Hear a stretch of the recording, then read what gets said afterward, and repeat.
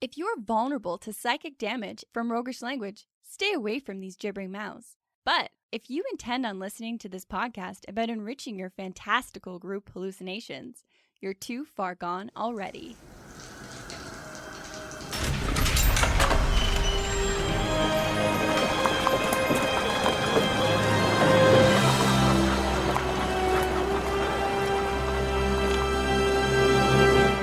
Your next game is going to be an engrossing introduction, and here's why. In this episode, we're going to find some answers to how can we get more relevant information about our characters across without boring anyone? And how can we quickly get back into role-playing our characters? And how can we be better writers without, studying or practicing? Because screw that. Welcome to the Hook and Chance podcast. I'm Travis. And I'm his brother Jordan. So, Jordan, I want to tell you about a character that I made. Cool. I'm into it. His name is David Barbarian. He's a 5th level barbarian, and he's a 2nd level fighter, and he's 6 feet tall, and he has the Outlander background, and he's been raised by wolves. And he has brown eyes, and he wears a leather coat, and he carries a katana.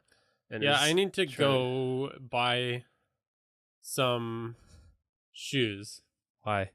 To get away from this conversation. Why are you wearing shoes in this hypothetical? And why should that stop you from leaving? Oh, this shit never makes any sense. But today we are talking about writing a character intro for your characters and why that's important. And we're joined today in this exercise by someone that knows what they're talking about, a friend of the show, Beth Ball. Not just knows what she's talking about, but is a tremendous writer, an incredibly talented wordscraft.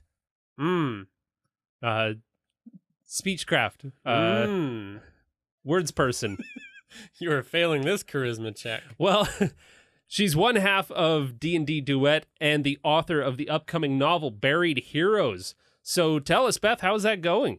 It's going really well. I'm super excited to be back on the show. And then Buried Heroes is going to be released on April 30th, 2020. So that's really exciting. Things with D&D Duet are going really well right now, too. We have lots of people who are wanting to play D&D at home with family members or partners or friends. We're playing online. So that is something we're working on a lot right now. Here's how to play online and still, I guess, be able to dive into your character when you're not able to interact face to face like you might normally be. That's a particular challenge is, all of the body language and facial movements of people that you're playing one-on-one with is just hard to accommodate for when you move to a virtual space. And so, getting into more depth and being able to describe what is happening to your character, the way that you do so well in your book, fleshing out all of that feeling and all of that intent with words rather than just being able to physically mime things when you're playing online is a totally different experience too. Yeah, even, if you can't do it with video or something, knowing who's going to talk when, and then you, like you're saying, you miss those mannerisms and the kind of the subtext can be harder, or so you have to be careful of, I go to stand over here and I cross my arms kind of thing instead of just scowling at your table with arms crossed. I think it can be an awkward shift, but I also feel like once you make it starts to feel more natural. Yeah, it doesn't take too long to adjust, but that first couple sessions is definitely a challenge because I was just playing a game in which a friend of mine was the dungeon master, and he's a very physical guy. So he kept catching himself 5 seconds into a silent part of his DMing, saying, "Oh yeah, I guess you can't see what I'm doing right now." Okay.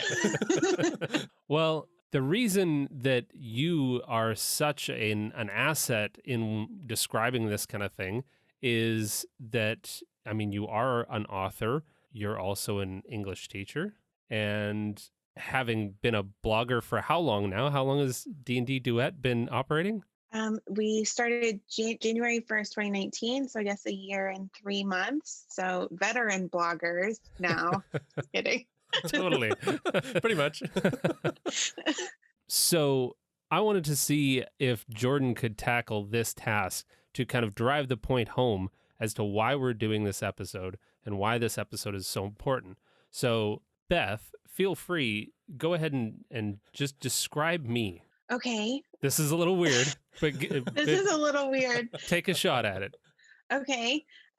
So Travis has a full reddish beard and mustache and is wearing a light tan shirt, mostly unbuttoned with a white undershirt, glasses. So he seems relatively focused, and kind of mouth slightly open, ready to speak, but also kind of waiting in anticipation to see what might happen. So you even dipped into it a little bit there, but now, Jordan, tell me about who I am.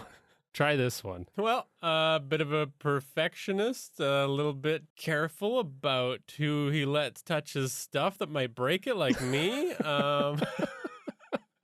Really bad at feeding himself. And the point of this bizarre exercise that we just did was that, in my opinion, there is one that describes a character and one that just tells you what a character looks like.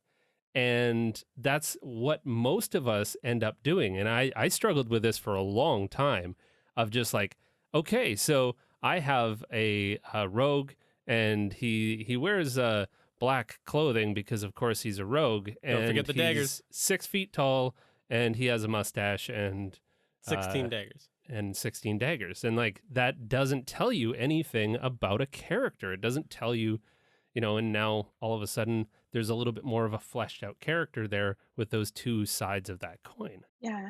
And I think the other danger there is that with this super roguey rogue, for example, you miss those individual details that make the character a real life person who's so much more than this thief archetype.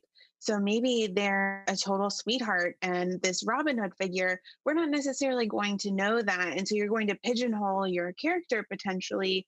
And of course, not on purpose, but we humans like patterns. We like to know kind of what's going on in stories. And sometimes if we can work out an archetype, then we can focus on details elsewhere. So we will do that. And I think you're absolutely right. Let's get into some of those. Here's who this person is details and not just, these are the type of swords that they have and these are other special things that are on their person. Yeah. Yeah. And what level of dip you took in Druid as well as it's just like, it doesn't tell me about the character. So and how I should kind of play off of that character. Yeah. Because that's what I'm looking for from the people that I'm playing with at the table. I'm trying to figure out what's going to be a good dynamic between what I'm trying to bring and what they're trying to bring. And it's challenging to get into that unless you've been playing together for 6 months, which, then you can see in action how that person is portraying that character, but it takes a long time to do that. And what if there was a quicker way that we could kind of get to that eventual end? So let's dive in more in the strategy stateroom. This is the Strategy Stateroom, where inventive and cunning tactics are crafted for when they're needed most.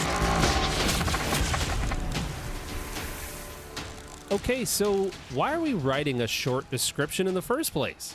Like I was saying before, I need help getting into how to play a character because I so rarely am in the player's seat. I find that I generally DM the most, and it can be a little bit challenging to get back into that mindset of being a player and trying to flesh out a character rather than jumping from like NPC to NPC every couple of minutes. So I need a reminder of how this person behaves and carries themselves in front of others. Beth, your thoughts on how do you think this benefits a player? I think a lot of the benefits you've just said of kind of immediately jumping into this other person's body and history and mode of being and life experience in a really quick way. Especially, I think it can help the session get going a lot faster. You're not having to wait till 30 minutes in when you're warmed up and have your voice ready and remembered your accent and, oh, I have a slight hunch and so I'm going to sit in this particular way. If you have the short description to work with, a lot of that's going to come back so much faster. And D&D can be such a nice escape if that's something that you need or are looking for. And I think the short description can again help you get out of, I have all these stressful things happening right now, or I haven't left my house in 5 weeks, or whatever it happens to be. Whatever individual struggles you might be. Exactly. So you can just kind of put some of those things on the back burner if you need to, and push forward these attributes of this character and kind of finding their internal space. And so that way you're getting more immediately into this is how they physically are, which really helps with us embodying our role play.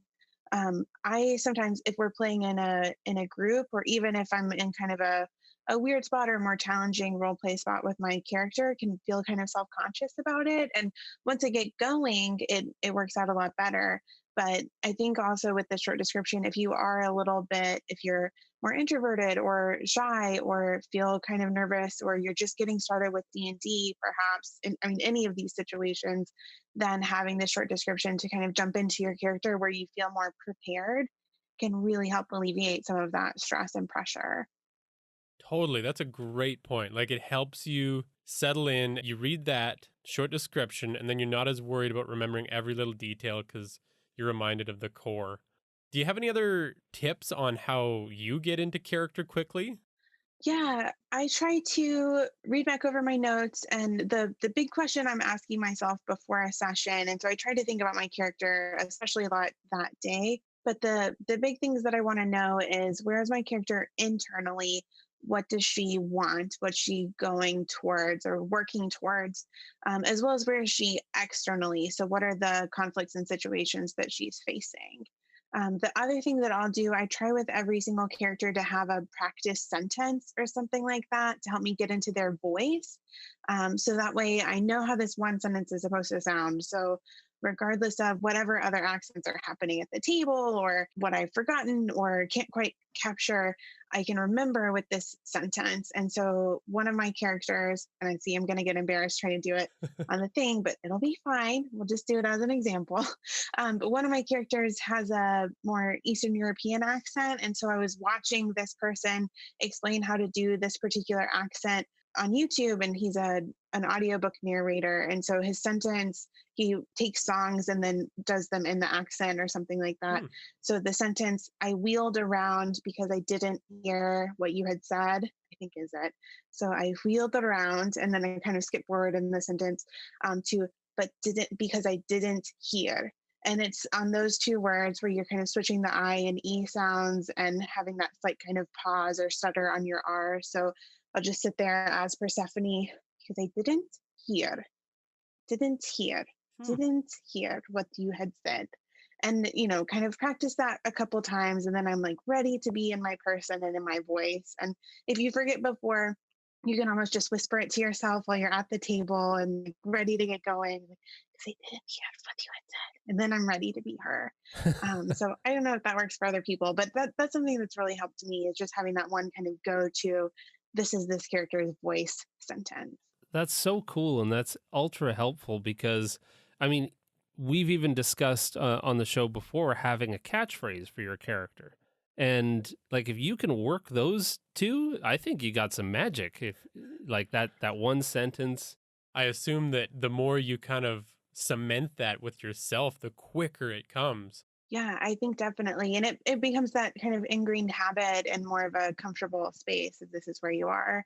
I love the idea of the catchphrase too. One of my other characters, whenever she'll do something crazy and I just go, vengeance, which from the demon hunter in Diablo, but she's really demon huntery. And so that's kind of leading into somebody else's character development to kind of borrow for your character. But it also, I think, helps things feel more lighthearted and fun. So you're not taking yourself or your character or your game too seriously if you maybe lean in that direction at other times. That's a good point because, yeah, my characters are usually on the lighthearted side. So if I came up with kind of a more serious sentence to get me into it, that might root me in the game a little bit more before I take my flights of fancy. And they are flights. Yeah, that's a really, really powerful point, is just getting that character in a balance, because that's also really challenging in some games. It's absolute magic when you have 5 players at a table. that are all on the same wavelength. They're all either being goofy or they're all being serious, but being able to strike a nice balance between the two. And yeah, like you said, kind of ground your character in that moment. Do kind of a check-in at the very beginning. Where are they? Let me read this description. Let me speak my catchphrase.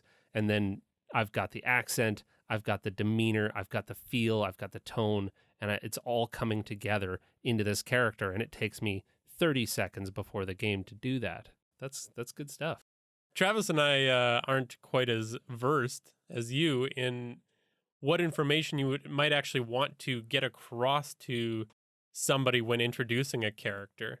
What did you do in your book to quickly give people an idea of those characters? Like, what information should we look for?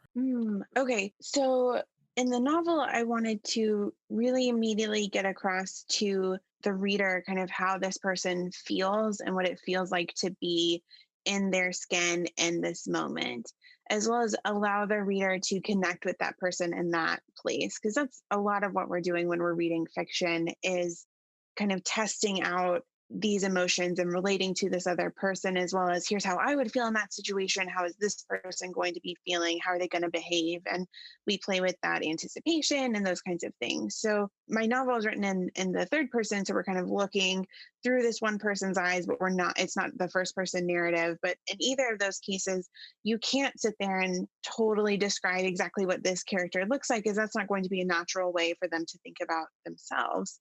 And so you do need to push into what kind of language do they use to describe the world around them? How do they see these other people that they're interacting with? And what does that tell us, not just about this other person, but about them as well?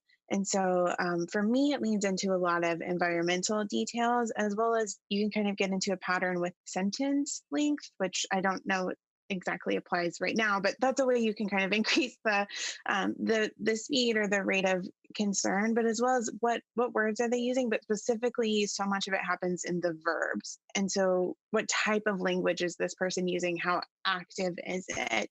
And the precision there, I think, is where you get a lot of the movement and emotion in a text.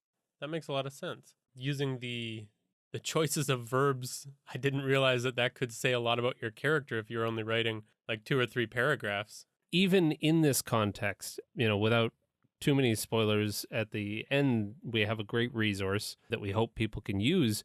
But the idea that sentence length can convey so much of a tone of pace and things like that, I hadn't thoroughly considered that. So yeah, if you kind of return to a favorite book or something like that and look at an action scene versus a slower scene, the action scenes are very likely going to have a lot shorter sentences because those keep the pace really fast, versus these kind of longer scenic descriptions or a character's kind of thought process unfolding before you as the reader. And we want those breather moments, but we also want those really intense moments of action. And that variety is really nice, but it's like a roller coaster. Yeah. Moving as you go. And that you've got that slow build and then the really fast hill. And that actually also, I would imagine, applies really well to being a dungeon master at the table and trying to set that action scene up. When you enter the Great Hall, you're going to lengthen out those descriptions and really describe all of the sconces and the detail work and all of the, the dwarven ruins. And then when it's time for stuff to happen, the 10-headed spider pops out. Yeah, like that's the... What does a 10-headed spider look like? It's got heads at the end of each leg. I don't know. Squishes its little faces as it runs. That's creepy. That's gross. I think another one that is really important to me to try to convey in a short description is the flaw. For me, a character is made in its issues and all of its challenges. And it's often, I think, really easy to try to make a character, especially when we're playing like heroic fantasy, to make the most noblest, most amazing character, but there's no drama in that necessarily. So to remind myself that my character has some internal conflict, my character has issues, of trying to find a way to work that into a short description, I found was really important. Yeah, and I think that especially in in D&D we can get so wrapped up in the external conflicts, or I need to pick the exact right spells for this exact right thing.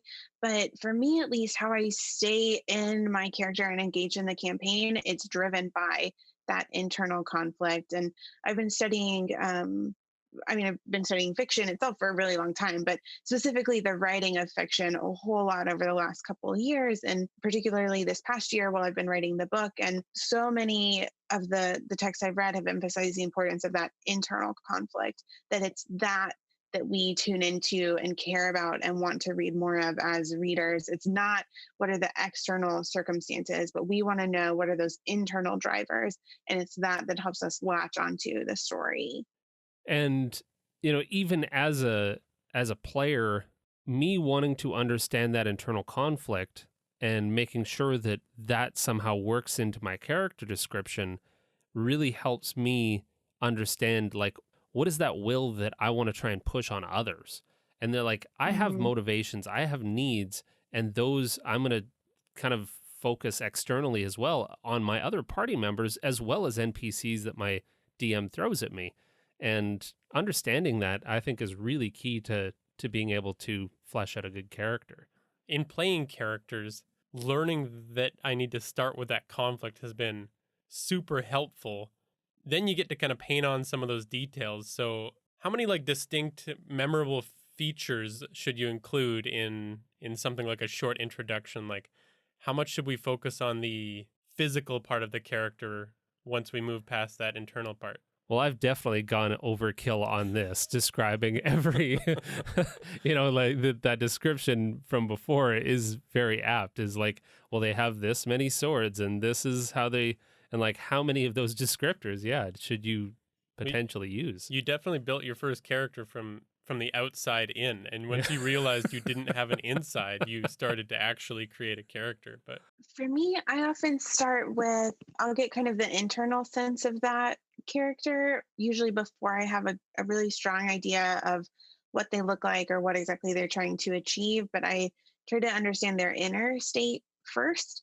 I'm a really emotionally driven person, and so it makes sense to me to approach the world from that way, from that perspective. And I know that's not going to be the case for everyone. But in terms of method, then I head over to Pinterest, and I have a really huge board of lots of different fantasy character art that I'll kind of pull from, or I have a couple people set aside where I'm like, this kind of collage of these different blonde elves, for example, they're going to be this one character down the line, maybe, or I have a sense of this person, and I think this is kind of what they're going to look like. But the really specific memorable features, or like a character's scar or something, for example, I don't always get until I've been that character for a while. And to me, that's something that you should be able to kind of add in as you go and as you get to know them. I think I don't want to sound too woo woo of like, well, the character just explains it to you and then you feel it. And then, it doesn't have to be, I think, that abstract. But I do think it's okay to add some of those details in down the line if you're not totally sure. The things that perfect. But again, if we go back to their verbs, how do they exert themselves on the world? That's going to be a truer sense of who they are than, yeah, well, my character has this scar on her arm and she scowls and stomps around. Maybe she does do those things, but those are going to be a sign of what's going on internally and kind of what is she hoping to accomplish. Well, and like you bring up a really good point. So a scar, I can go ahead and describe a scar. And if I have limited space, say in a character description, I'm going to want to describe something physical about them. But what is that physicality that's going to affect everyone else? If I have a scar on my arm, maybe I don't want to describe that. If I have a scar across my face and people treat me differently because of that, well, then obviously that's something that I definitely want to lean into because that affects how every other character perceives me. And then if that grew from, a trauma in that character's past and is actually informed by their internal struggles, then yeah, I see what you're saying about the physical features are a manifestation of what's going on inside. That's really good. And then, you also have that emotional where they're at on par with like every day, because I think every single person has that. And rarely do we ever get into that with D&D characters, which is like, what is their level set in terms of their emotional state. I'm kind of curmudgeonly, and Jordan's very whimsical, and Beth, you're very happy and kind of jovial and nice. So like, what is that level set for those characters, I think is also really important to kind of establish for those new characters. Yeah, and especially because we can't always see each other's characters, and you're trying to describe it and help the people around the table with you visualize them as immediately as possible.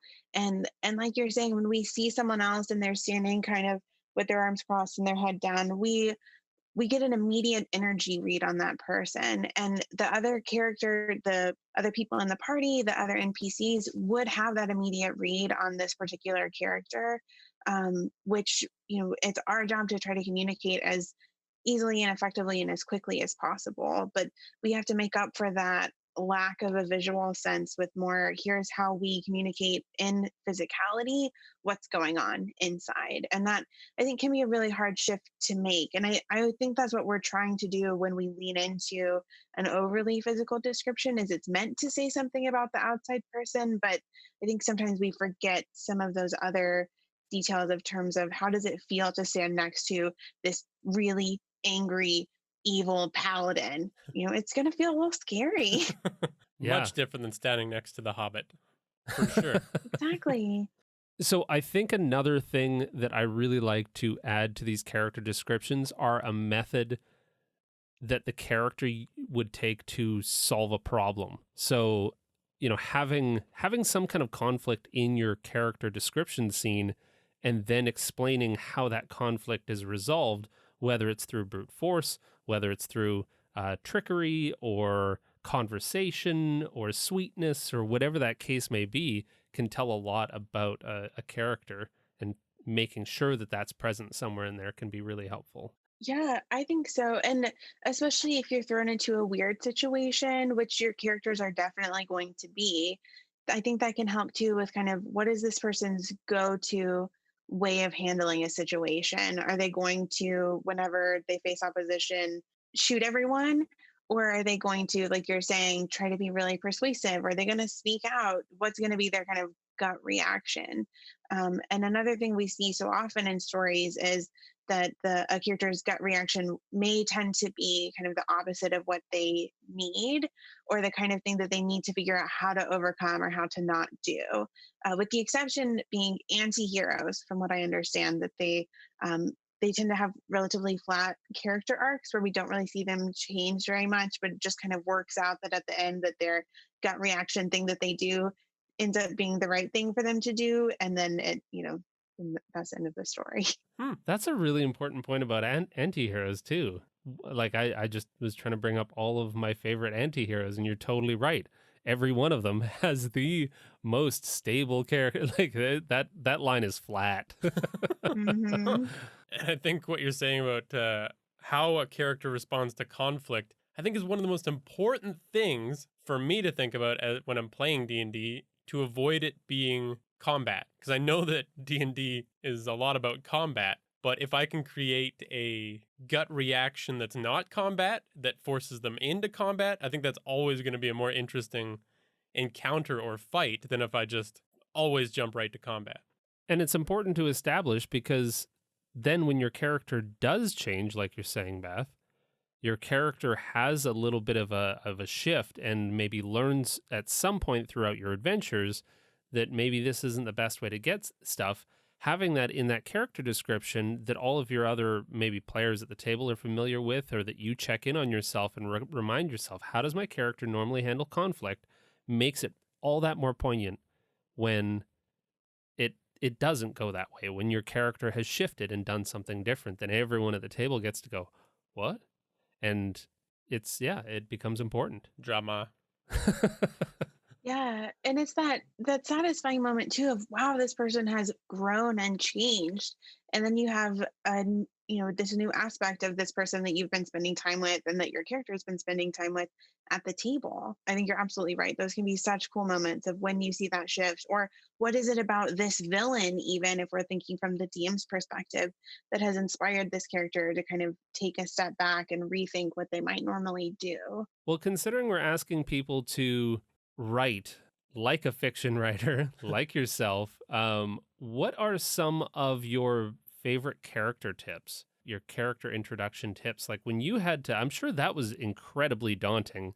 I'm sure you maybe wrote a few different versions of some of your character introductions. What spells ultimate doom, and what is the saving grace for character introductions for you? Oh, it's such a good question. It's such a hard question. I think so. For one, number one writing tip is to let yourself do it multiple times and understand that it's a process. It's so easy to think that it should be going better or it should feel right or other people can do this and I can't. And you just get in this cycle. I rewrote my whole novel at least once and then again like a second time, and I mean it was a whole lot of rewriting and redoing, and it's so much better for it. But my initial versions of the characters didn't get the character to come across to anyone except for me. And having played that character in D&D, I had a really good understanding of, okay, this is who she is and this is what she's about. But it wasn't in such a way that I was allowing other people to access that character's emotional state. And so I think that that's the thing for yourself too. It's going to be a little bit uncomfortable, and you're going to have to dig just a little bit to figure out, okay, here's not just where this person is and maybe something that they're thinking about, but describing someone else's emotional being and what they're wondering about at a particular moment can feel really awkward. And it's something that when we read it comes across really naturally, but when we're writing it down, I don't think that that's often a way in which we communicate. We don't often narrate our own thoughts. Well, I mean, sometimes we do. Sometimes I do, but it's not something that we don't always step outside of our own lives to kind of to narrate what's going on. But I do think that that's an important switch to make with writing the character introductions. But I think as a baseline, that number one thing, it's not necessarily going to be or feel right that first time. It's okay to give yourself some time with it. I really like that point because when you're talking about it's not natural to get across our emotions and feelings, that seems like something that you only do with people that you're very close and intimate with. And to just do it casually as a writer, yeah, I could see it taking a long time to get used to. And it's something that I definitely don't do with most of my characters, so I'm going to have to try and apply that. Yeah, I love this method too. I've seen so many times on Discord or Twitter or something, people who want to write, or they'll talk about, I was working on this character, but I can't write their backstory because and the reason is usually because I just can't. Or they can't quite get to a really solid reason. And I think some of it is that discomfort. So many people have creativity scars from, it just takes one elementary school teacher to say, you're not good at this, or you're not creative, or you can't do this. And people shut down for forever. And I think that we're all creative and we are all capable of making worlds and characters, and we all have something to say and to share about what we see and what it means to be ourselves, as well as how we perceive other people. And so I think if you can kind of let that guard down and understand that it's probably not going to be great that first time. That's okay.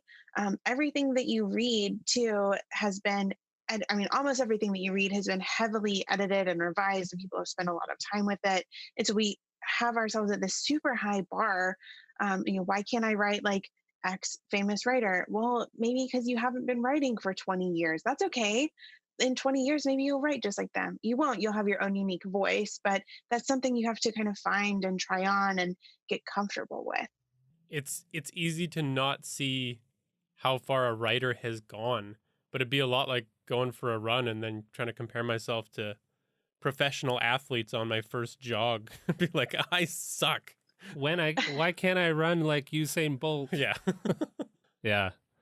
And in terms of like writing these character descriptions, because they're so important to really help somebody kind of get into that character is getting into the habit of doing them can start, I don't know how many writers started playing D&D. Like this is a really cool hobby to kickstart that love of writing. And there are so many cool characters out there that just deserve to have a little bit of a dramatic description written about them. And we don't need oodles of backstory. What we need is just a short understanding of what the character's backstory is and then who they are in that world that can make such a great character shine. Yeah, I don't know that I would have been able to write my novel if I hadn't been playing D&D for the year before. I think that it kind of either undid a block or took off the training wheels or something. But I'm so good at coming up with characters, but then I would never have anywhere for them to go or something for them to do. And D&D really helped me with that. And I spent so much time either writing a campaign or writing about a campaign or writing a summary of a campaign. I so much, hundreds of thousands of words of material over the year kind of leading up to me starting to write the novel. And that was so good for my process and voice and just kind of getting more relaxed about things. And there are plenty of changes that need to happen to transfer a character and a plot and their story from a D&D campaign to a novel. But part of the reason I agreed to play D&D is that my favorite novelist, David Mitchell, would talk about how he gets together with other writers at conferences and things, and they kind of whisper and talk about their D&D characters. And I was like, okay, if I'm ever going to meet David Mitchell and like not have a total breakdown of excitement, I need to have something to talk to him about. And I could talk to him about D&D, and it's going to be so cool. But then we'll have this thing to kind of relate to each other about. And so many authors that we love have this history of playing D&D. But I think that there's still this gap, especially in epic fantasy spaces, but across so much of literature, that you're absolutely right. We need to see these characters. And so I think D&D is a great way to get into writing. And then writing is also a great way to help us get into D&D. That's a really cool part of your origin story with D&D. I hadn't heard that one before. You wanted to impress one of your favorite authors some days. They played some D&D. Right on. Should we hop into the actual readings? All right, so we created this, basically it's a form fillable template, so we get it. First of all, the idea of writing fiction is daunting. I'm not particularly good at it, but just like our creative prompts, if you give yourself some constraints, now all of a sudden it becomes much easier. And all three of us wrote these short character introductions using the prompts in these constraints, and I think they turned out pretty well. Yeah, they're at least a great jumping off point. And I found that after we'd made the prompts, sitting in front of that blank page became 100 times easier. And I know that's something that I've heard a ton about starting to write anything. So what we're going to do today is we're going to read off these short stories, and then we'll give a quick recap and some impressions and a little dissection. And so, yeah, we've got 3 short stories for you. All right, who's first? Who's going to take the plunge? Yeah, I'll go first, sure. Morning sun pierces over mountaintops to illuminate a rocky hillside, speckled with trees and dewy moss. A pair of sweaty goblins chuckle in anticipation behind a boulder, discussing their potential haul of the campsite in shambles below. An eclectic collection of goods are strewn about, from dried paint to carved candlesticks to assorted bells, all with a disgruntled pot-bellied pig rooting out the bits of cheese hidden amongst the goods. One of the goblins feels a tickle on the back of his neck, changing his malicious grin to a wrinkled frown. A bright feather tied to the end of a bent pole moves from one goblin to the other, gathering their attention. They swirl around, shrieking into surprise and scrabbling for their daggers. The feathered pole rests in the hands of a wildly bearded gray gnome draped with loose cloth, certainly not originally intended to be clothing. Confusion takes over in the minds of the goblins as they tower nearly a foot over the grinning face before them. They look to each other, baffled by the undefended creature, and take another beat to puzzle over the corkscrews and berries tied into its facial hair. Welcome to the hill above my campsite, fine folks. Thanks for admiring my stuff. Glad you like it. Maybe it's something you've got to trade for it. Those daggers are great, but I bet they won't open a bottle of wine nearly as good as one of these, the gnome says as he rapidly swaps out each goblin's angry dagger for a small corkscrew. Heckin' nice design on these, too. I'll throw in a bottle of my own berry wine. Now your travels can be a little more joyous. Have a great day. He continues, patting the goblins on the back and guiding them away. They start walking, mouths still agape, catching up to the way their circumstances change so rapidly. The gnome excitedly skips down to his campsite, uncorking some wine and taking a swig for himself while waving his goodbye up the hill. That's my character, Wibble. Oh, I love him. Thanks. Well, you definitely nailed his. You didn't even have to tell me who was a hoarder. By his campsite, it is very clear, and the dangly bits in his beard. From somebody that's never experienced the character, any reflections, Beth? Yes. So I love this kind of moment of surprise where he's welcoming these goblins. And then, especially, we get the detail about how much taller they are than he is. So not only is he super outnumbered, but he is kind of small to be in this particular space and vulnerable situation. But he reacts to it with trying to surprise the people who are thinking that they might be surprising him. And he just stays really bright and jolly about it, but kind of tricksy too with the and I keep thinking about his beard and how it would be shaking while he's talking to them, and all the accessories in it would be bobbling around. And these goblins, like, what in the world? You know, they just think that they've discovered this pig's garbage. I guess I love the pig too. He's so cute. The pig's name is Alphonse, by the way. But thanks. I'm I glad. was about to ask. I'm glad that's how it came across. That's awesome. Well, yeah, and it also, like, some of the other things that you can get immediately from that character is that, first of all, his first course of action is never to fight. And I know basically these things based on having played, but they definitely come through in the character story, which is he's a pacifist. He's definitely going to go for tricky over, and he's very bold in his maneuvers. So, whereas a lot of people would encounter two goblins and go on the immediate offensive, he's kind of surprising in a lot of his action where he says, no, instead, I'm gonna go on the offensive in a very different way. I'm gonna swap out their things that can stab me with things that are less harmful. Yeah, and it gets across that gut reaction we were talking about earlier. Like that's his approach to conflict right away, at least. Okay, well, I guess I'll launch into mine. We'll see how this goes. By the way, this is a very vulnerable place to put someone. Yes, isn't it? It's crazy vulnerable. Yeah. I can't imagine being on the precipice of putting a book out. So props to you. No kidding. But at the same time, getting over that obstacle of just sharing it with people, now I think I'm more comfortable playing Wibble after, if I were to read that to a group of people that I was gaming with, or to at least have them read it, because some people are quite shy, as I would probably be in that situation, and just say, like, read this if you want to know my character. And like I said, it's much better than just reading a collection of stats on a page. I get this character so much better. Yeah. Okay.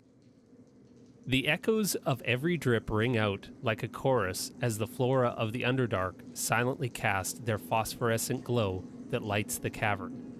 An elven man scrambles and claws at the rock to find a hiding place. And once the task becomes clearly futile, he pleads into the inky blackness of the cave. Please, I didn't mean to. The family was going to kill me. I'm so sorry, please. He couldn't escape the dead end of the cavern he found himself trapped in, and for a moment, looking to the dagger sheathed on his hip, and considered whether it would be best used on his pursuer or himself. A heavy footstep and the crunch of gravel in the darkness marked his arrival.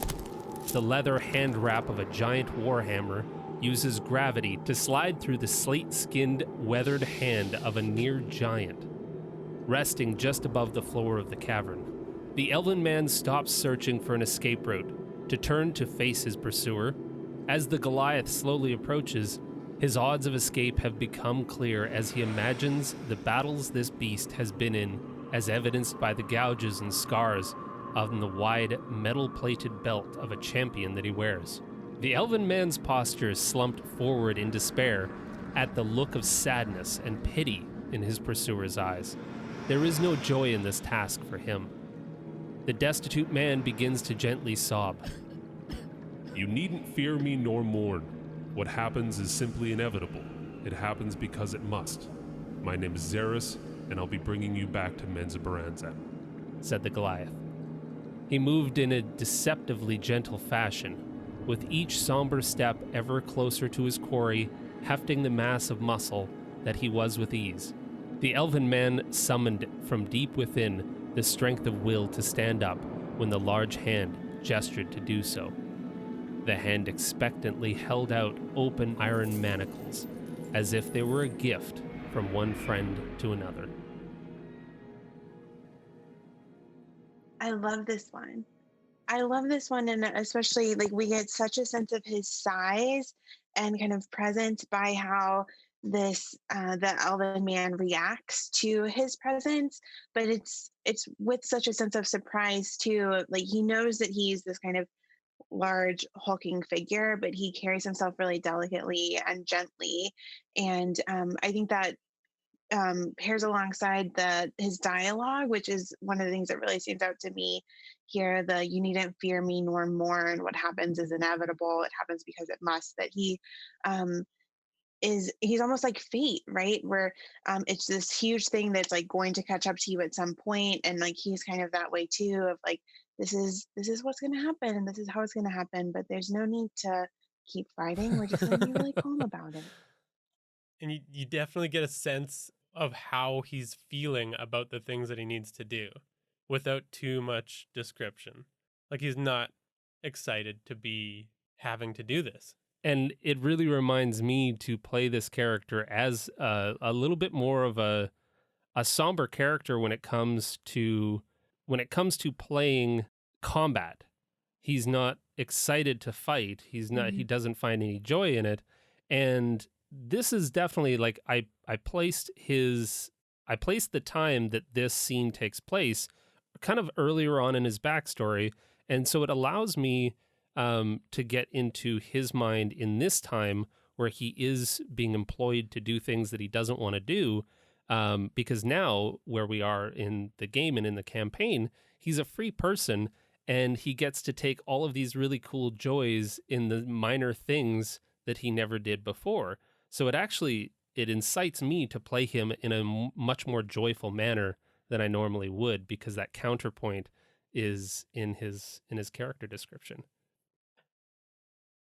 I think that sounds so cool. I really like that. Like in the small things, because you get that in his story too, of the I guess the acceptance, and then you would have such extreme joy on the other side of that, even in something very small. That's so cool. In the campaign, just once he discovered plants on the surface, kind of had a side hobby as a gardener. All right, Beth. We cannot wait. I'm very excited to jump into your story. So thank you. It's always nerve-wracking. This is one of the first times I've read like a fictional thing that I wrote out loud, except to myself, or to make Jonathan listen to it. Like, is this okay? And then he goes, "This sounds good." I'm not sure. Thanks for doing it with us. Okay. 3 months from now, you're going to be doing book Yes. readings at bookstores and stuff. So This will be such good practice. But no, thank you. I'm really excited about this, and thank you for having me on to talk about the book. Okay, this is not a character from the book, but she's one I'm working on. So just so nobody's reading Buried Heroes and waiting for Evelyn to show up, she's not there. Okay. A drowsy tavern keeper polished glasses behind the worn oak bar.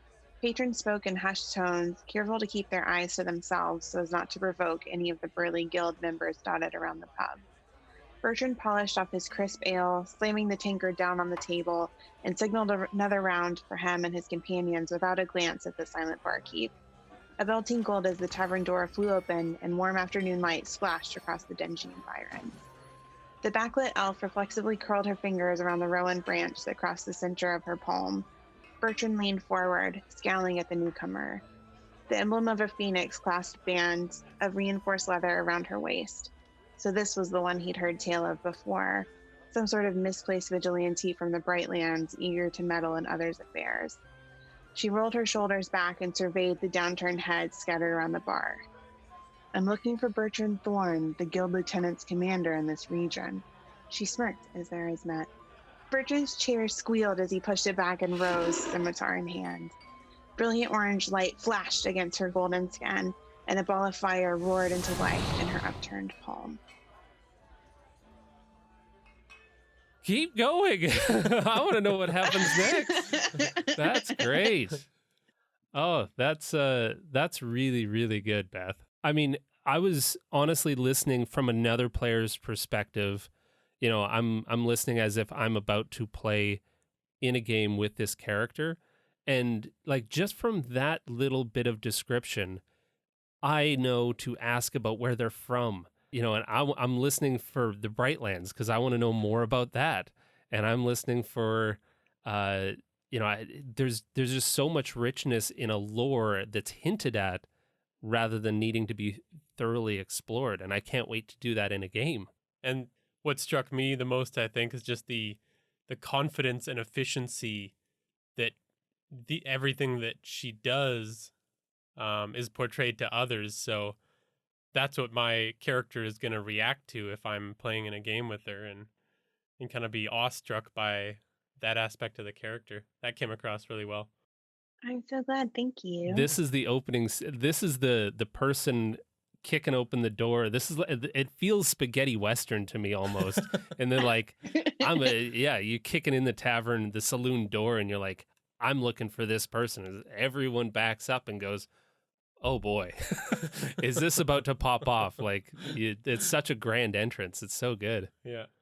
And I think, I don't know, with all of these, like the contrast stands out to me. Like when I've talked about this character before, I've said, yeah, Evelyn is a Circle of Wildfire druid, and she's going to be an elf or an eladrin or something. That doesn't tell us very much. That doesn't say that when she walks into a room, she's going to try to upset the person that she's encountering on purpose, because then she's in control of the situation. Like none of that's going to come across. And you're going to get it a little like this person really likes wildfire. You're going to expect them to be fiery in some way, but what if they were just really feisty? That it's going to be totally different than like someone who is more focused and kind of aggressive. You mentioning that she's an eladrin, that isn't stated, which is great because like I'm curious about the golden skin now. And like Travis is saying, that's something that I can follow up with honestly, because I don't know that your character's an eladrin yet. And how many of us would have better learned the other characters at the table if we had to ask in character? Like if that was the very next step to say, you know, I see your pointy ears. What kind of elf are you? Because nobody told me what was on your character sheet. Yeah. They just told me the story. I just read the story. But I'm definitely going to ask that question a lot more cautiously after seeing something like that. Right? Well, very good. And I guess to kind of wrap this all up, just so that we can get to the hero stage, because we want to hear more about you and your book. If you're listening and you're not sure how to do this yourself, like we mentioned earlier, we have a template that you can download. I mean, I don't think anybody has to use a template. You can write a short couple of paragraphs that kicks off a hero story. Absolutely true. And even if you do use the template, use it as much or as little as you want. It's just to try and get the gears turning. I use the template exactly, or almost exactly. Reading through it, I was like, I wish I had done that. I don't know. I guess it depends on where it's from in your story, kind of if we were to unpack it a little bit. So if it's something that's happening right before the campaign or to get you immediately immersed in the story, maybe write it in present tense versus like I used the past tense. I usually write in past tense. And so, but as I was reading it, it felt like this is something that had happened to Evelyn before, not like something that had just happened yesterday, or that I'm trying to get myself into this moment of like, she's about to throw this ball of fire into this person's face right now, where, I don't know. So I think that would be something to keep in mind. And then what I love about the template is the chance to think about your character from someone else's perspective, and especially someone who's different from them. I think the one thing I switched up just a little bit is that there, to me, like several similarities between Bertrand and Evelyn. Like he's going to be the one loud person in this bar, and so is she. Versus the other patrons have their heads down and aren't looking and things like that. And so I think if there are more people in this space, it's okay for there to be similarities between your person and this kind of comparative NPC, and then see if you can spark that off with other details in the environment. Kind of the contrast you're saying, like, or contrast or similarity. Yes. Yeah.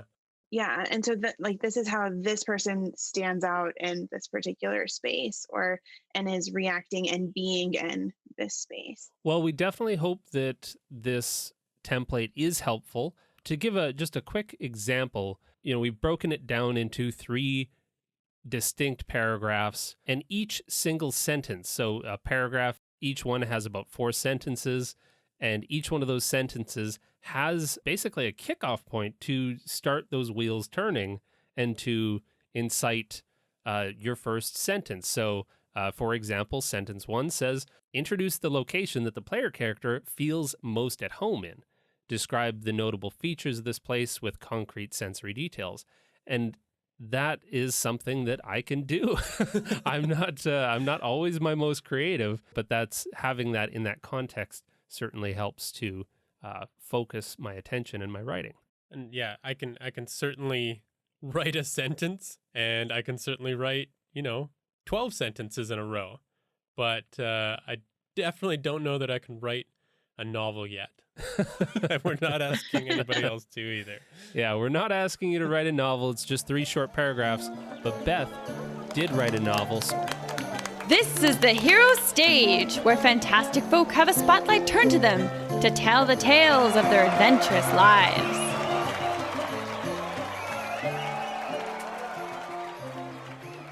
Okay, so you've written a book called Buried Heroes that's coming out April 30th.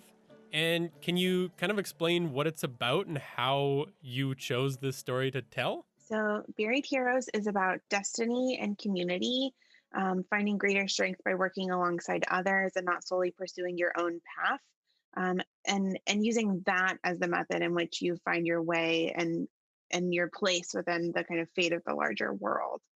The novel follows 3 characters as they face great change from the life that they've known before in the world of Azuria. So we kind of start at this world catalyst moment with these 3 characters and then follow them as we go. And this is partially based on your own D&D experience. Yes, absolutely. And so the entire story was, especially my first draft, was very, very true to the D&D campaign that my husband Jonathan and I started, and it is the same character that was my first D&D character, Eliath Amastasia, and I love her so much. And so that was part of it, was this deep and abiding love for this character, but I just knew that I needed to tell her story, because being her and acting as her did so much for me, and I kind of wanted to share that, as well as to work through it and in greater detail. And so she's the main character in the novel, and then the other 2 aren't in it as much, but we do follow their arcs. And so Teodric is one of Jonathan's DMPCs, and then Genevieve, who comes in a little bit later, was based on an NPC that I made for a section where I was DMing, but it's changed quite a bit from our initial D&D campaign, because there are some, you have to kind of keep things a little bit narrower for it to work in fiction than it might in a D&D campaign. So we lost some characters along the way, in terms of, like, I took them out of the narrative and we moved some of the plot things around. But I think that it does stay true to the epic fantasy feeling of D&D. And so I really hope that immersive, exciting emotion of being in a D&D campaign comes across in the fiction. Well, and I think there's a lot of books out there that, focus in on kind of heroic fantasy and then kind of like Tolkien-esque fantasy, and it's all kind of fantasy adjacent, but this one is deeply rooted in D&D. Like, you'll recognize stuff from D&D lore. And having had the opportunity to read the first 3 chapters now, it is super satisfying to read as a D&D player, because my wheels are turning as I'm reading it and thinking, like, oh yeah, so I totally get where that would have come from. And I wonder how this could have played out in an actual campaign. And this is really cool, because now it's a well-flowing narrative fiction. Yeah, anyways, there's so many things that I was thinking that added to the experience of reading it. I'm so glad that comes across. And the people who have played the first adventure we put on DM's Guild First Blush, that was based on our first D&D game together. So many of those scenes are in the novel, with our version of Garen, whose name is Marcone.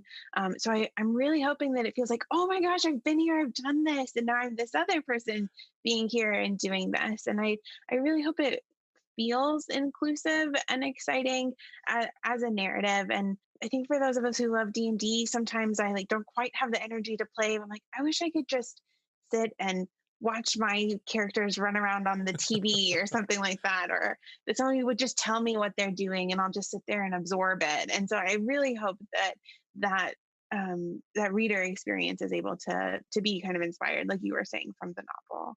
So yeah, this is like a way to get that D&D fantasy fix without needing to be so creative and engaged as to play your own game. And get 5 people around a table, Yeah. which can often be nigh impossible. Yeah, I think writing it helped me see the D&D side of things in a new way too, because in the novel, I don't want to say like Eliath cast Entangle or something. I mean, because for one, there are IP issues with doing that, and then for another, it's not going to feel immersive. And I want people who don't play D&D to enjoy it too.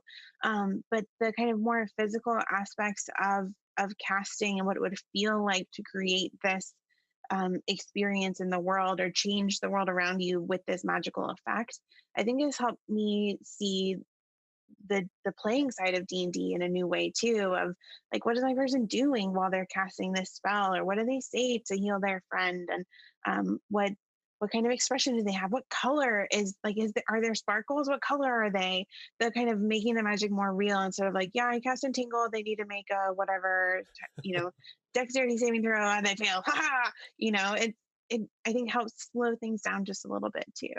Yeah, really appreciate what it is your characters are doing when you're playing is Mm-hmm. taking that on to write out all of those feelings and thoughts and colors and descriptions. It really, really comes across. So well done. I You. certainly can't speak to how somebody that doesn't know D&D how they would read the book, but I think that it comes across very well as a story in its own right. All of my talk about D&D isn't to say that it didn't draw me in just with the characters themselves and the world that they're exploring in those first few chapters. So, Well, and speaking of those first few chapters, folks can find a prologue on your website, bethballbooks.com. What's the next steps? It's almost published. It's almost here.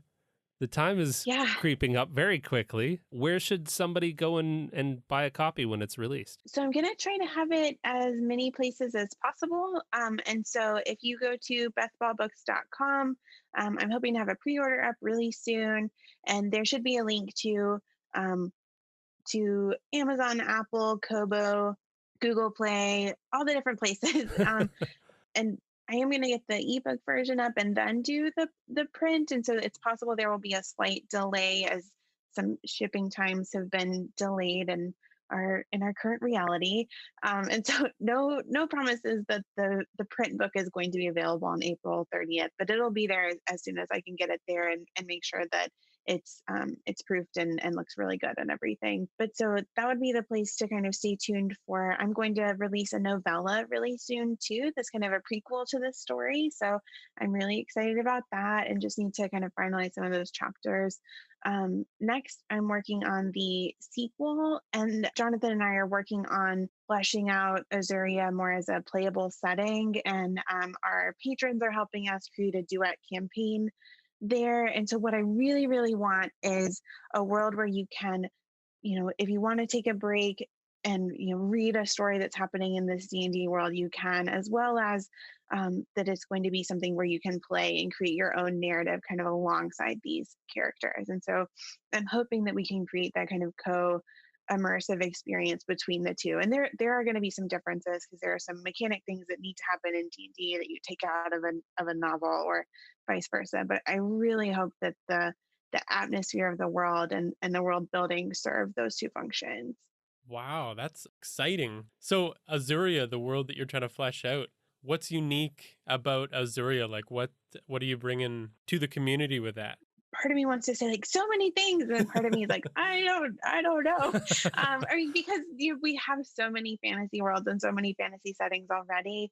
What I love about Azuria, what I really love about the novels, is the importance of nature and that balance. And that's something that I think is already really cool about D&D, that every single class has this more natural focus to it. So, when I was first learning about D&D and learned about barbarians, I wouldn't have guessed that there was a really nature-based barbarian, but there is, and how cool is that? And so Azuria has a really elemental focus in terms of what's going wrong in the world, but it's also so much about uncovering this past history. So, what was going on in the world with this great flood 2 to 3,000 years ago, and then beyond that, the 5,000 years ago, when there's this huge defeat and this kind of overturn of the world structure, and then the 5,000 years before that. So we have this long history that I think will be fun for DMs to play with, where I want to give them a lot of lore that is still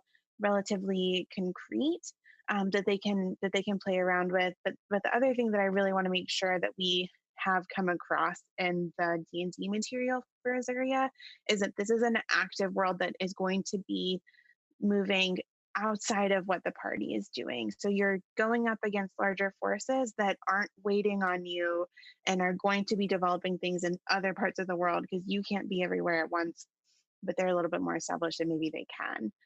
And so I do want that, like, underdog feeling, or like that challenge for the parties of the choices you make matter, because you can't have everything at once and you can't pick everything at once, but these other things are going to develop, and so what are you going to choose? I'm hoping that feels really cool and weighty for DMs and players. Fun. Oh, Sounds pretty meaty to me. yeah. I'm excited.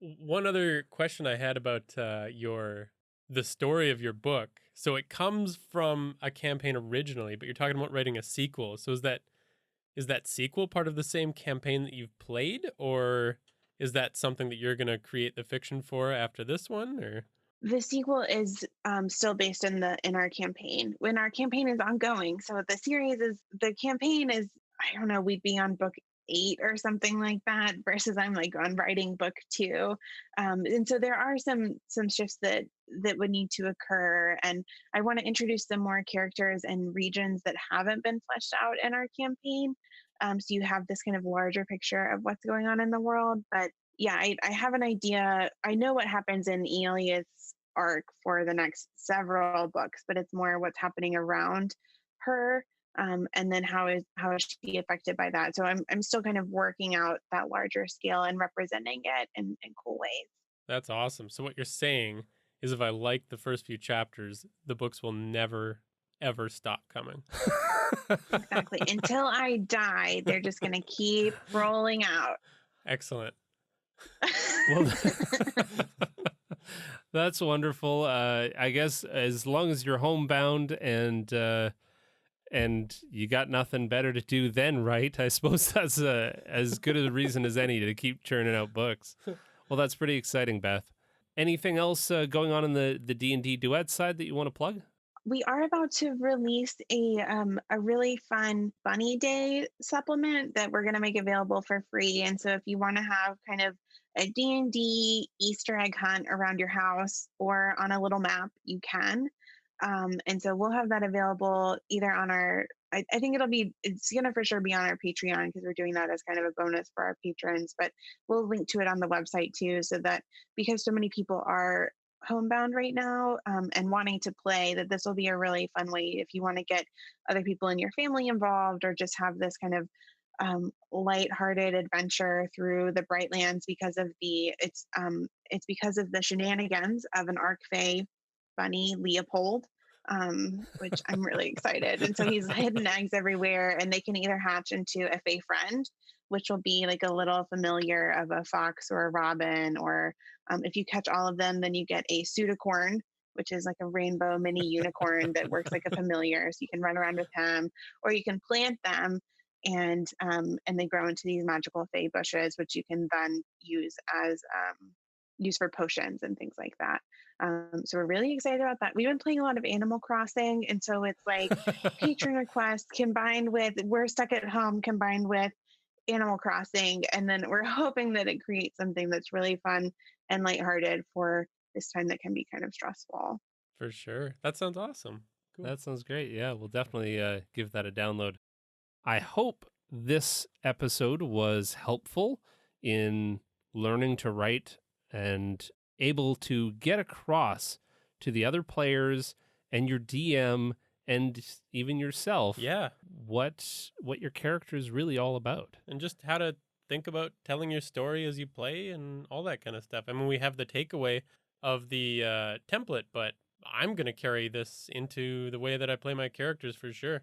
Well, thanks again, Beth, for joining us. You can find more of Beth's work on Twitter at Grove Guardian and Beth Ball Author on Instagram and D&D Duet for kind of your D&D Instagram as well as your website, so dndduet.com. Thanks to Tabletop Audio for the sound effects that you heard in this episode. You can follow us at Hook and Chance on Twitter, Facebook, Instagram, Discord, and Reddit. Please, if you create any character introductions, reach out and share them with us. We'd love to see them. I don't think it'll fit in a tweet, but you can definitely shoot them our way. Favorite 2 sentences in a tweet. Yeah. There you go. Yeah, there you go. See if you can condense. That's the next challenge is can you condense your character intro down to a tweet? Writing challenges. That's that one sentence.